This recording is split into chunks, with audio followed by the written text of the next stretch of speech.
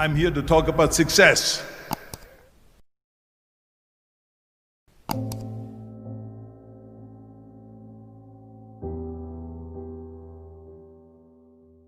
You see, if you don't have a vision of where you go, and if you don't have a goal where you go, you drift around and you never end up anywhere. 74% hate their job in America. The majority of people don't like what they're doing because they're really not doing it because they didn't have a goal and they followed this goal. They just aimlessly drift around, and then all of a sudden there's a job opening, so they get that job because you have to work. But then when you work, it's a chore. It's work.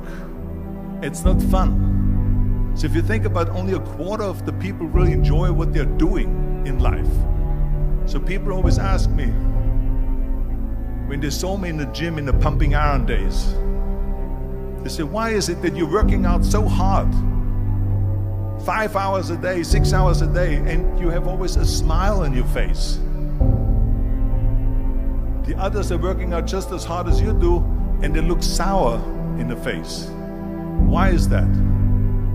And I told people all the time, I said, because to me, I'm shooting for a goal. In front of me is the Mr. Universe title. So every rep that I do gets me closer to accomplishing that goal, to make this goal, this vision, turn into reality. Every single set that I do, every repetition, every weight that I lift will get me a step closer to turn this goal into reality. So I couldn't wait to do another 500-pound squat. I couldn't wait to do another 500-pound bench press. I couldn't wait to do another 2,000 reps of sit-ups. I couldn't wait for the next exercise. So let me tell you something, visualizing your goal and going after it makes it fun. You got to have a purpose no matter what you do in life. You got to have a purpose. And Muhammad Ali worked his butt off. And I saw it firsthand. And I remember that there was a sports writer that was there in the gym when he was working out and he was doing sit-ups. And they asked him, how many sit-ups do you do? And he said, I don't start counting until it hurts. Now think about that. He doesn't start counting his sit-ups until he feels pain. That's when he starts counting. That is working hard. And so you can't get around the hard work. It doesn't matter who it is. Work your ass off. There is no magic pill. There is no magic out there. You cannot get around. You have to work and work and work. Make sure of this and make sure of that and all that stuff. So it's work.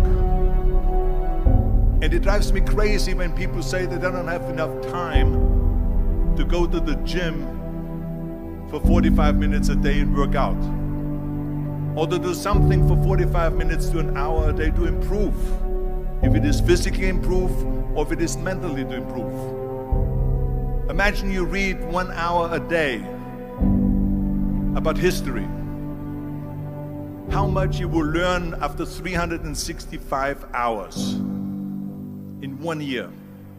Think about if you study about the history of musicians, of composers, how much you would know.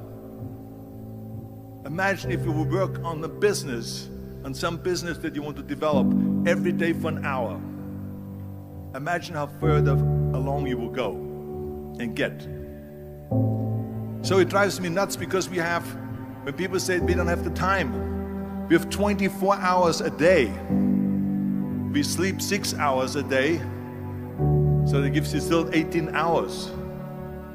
So there's someone shaking their head out here in front. They say probably, I don't sleep 6 hours, I sleep 8 hours, right? I went to college. I went and worked out 5 hours a day. And I was working on construction. Because in those days in bodybuilding, there was no money. I didn't have the money for food supplements or anything. So I had to go to work. So I worked on construction. I went to college. I worked out in the gym, and at night from 8 o'clock at night to 12 midnight, I went to acting class 4 times a week. So I did all of that.